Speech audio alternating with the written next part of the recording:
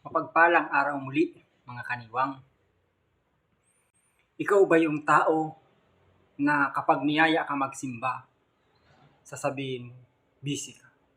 Kapag niyaya kang pumunta sa mga gawain para sa Panginoon, sasabihin mo, may pasok ka, maglalaba ako, may gagawin pa ako. Kung ikaw ang tinutukoy ko, ang video na ito ay para sa iyo.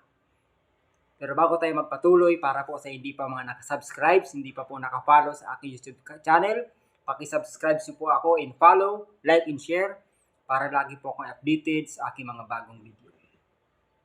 Kung ikaw ang tinutukoy ko sa video ito, pakinggan mo ang sasabihin ko.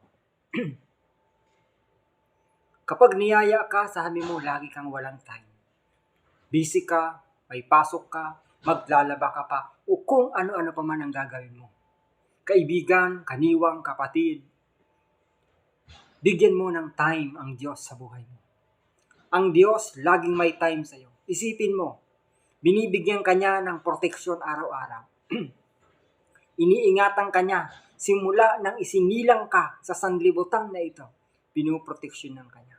Malakas ka ngayon. Wala kang sakit at karamdaman. Masaya ka. Pero bakit kapag niyayaya ka pupunta o magsisimba, lagi mong sinasabi, wala kang time.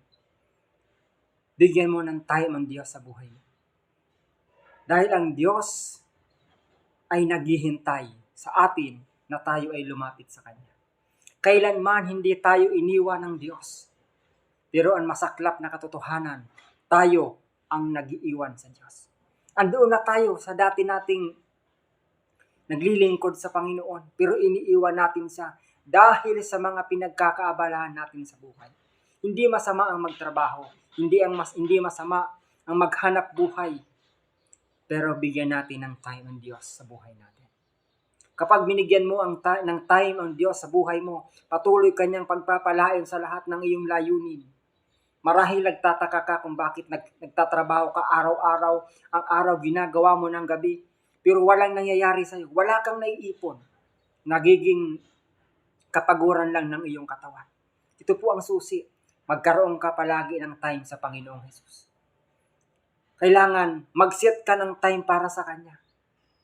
Maglingkod ka. Paglingkuran mo siya. Pasalamatan mo siya. Yung simpleng paggising sa umaga, magpasalamat ka agad. Lord, thank you. Kasi may buhay pa ako.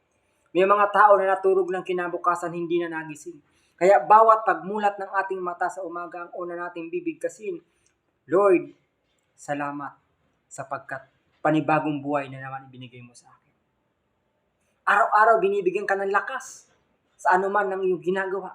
Binibigyan ka niya ng proteksyon, binibigyan ka niya ng karunungan, binibigyan ka niya ng katatagan upang mapagtagumpayan ang hamon sa buhay natin. Tapos lagi mong sinasabi, wala kang time para sa Panginoon. Paano kung mawalan na ng time ang Diyos sa buhay natin? Idi paano tayo?